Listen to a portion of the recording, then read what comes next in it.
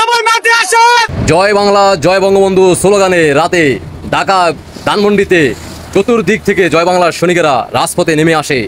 আর তখনই ৭১ পরাজিত শক্তি সেই রাজাকার ডক্টর সুধী ইউনূসের বুকের কাঁপুনি চলে আসে।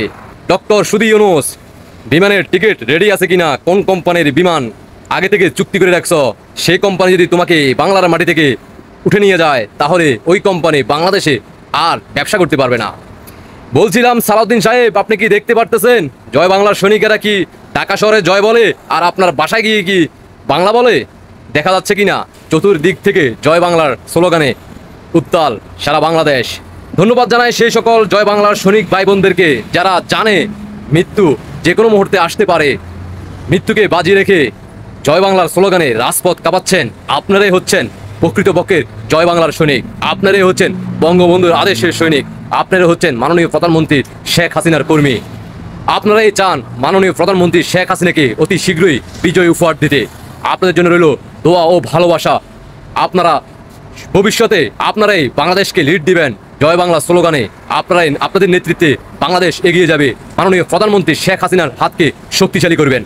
এভাবে গর্জে উঠবে সারা বাংলাদেশে, আনাচে কানাচে প্রত্যেক প্রান্তে জয় বাংলা স্লোগানে। মাননীয় প্রধানমন্ত্রী শেখ হাসিনাকে বিজয় উপহার দেওয়ার আগ মুহূর্ত পর্যন্ত বহির্বিশ্বের শক্তি সেই ডক্টর সুধী ইউনূস উর্ফে রাজাকার বংশের এনসিবি বনাম সমন্বয়কদেরকে বিরুদ্ধে রুখে দাঁড়াবে।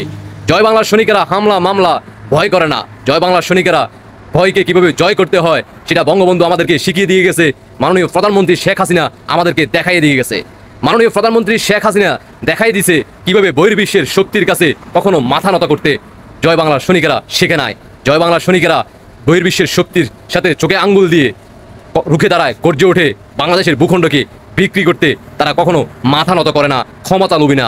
তারা সত্যিকারে বাংলাদেশকে ভালোবাসে। তারা কখন বাংলাদেশের ভূখণ্ড বিক্রি করার জন্য বহির্বিশ্বের শক্তির কাছে হাত পাতায় না।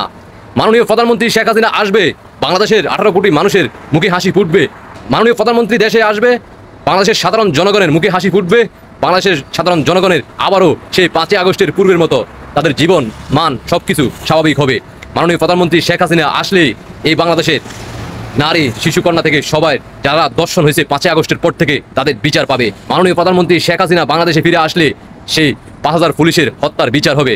মাননীয় প্রধানমন্ত্রী শেখ হাসিনা দেশে ফিরলে বিধবা নারী থেকে শুরু করে সবার ভাতা আবারও পুনরায় পাবে। আশা করি সবাই বুঝতে পারছেন। যারা এখনও গর্জে ওঠেন নাই, রুখে দাঁড়ান নাই, তারা রাজপথে নেমে আসুন, বাংলাদেশকে রাজাকার মুক্ত করেন। এই বাংলাকে যদি সত্যিকারে আপনি ভালোবেসে থাকেন, আশা করি বুঝতে পারছেন। সবাইকে অসংখ্য ধন্যবাদ। দেশবাসীকে দেখার সুযোগ করে দিবেন। আল্লাহ হাফেজ। জয় বাংলা, জয় বঙ্গবন্ধু, জয় শেখ হাসিনা। শেখ হাসিনার বিজয় নিয়ে জয় বাংলা সৈনিকরা ঘরে ফিরে আসবে ইনশাআল্লাহ।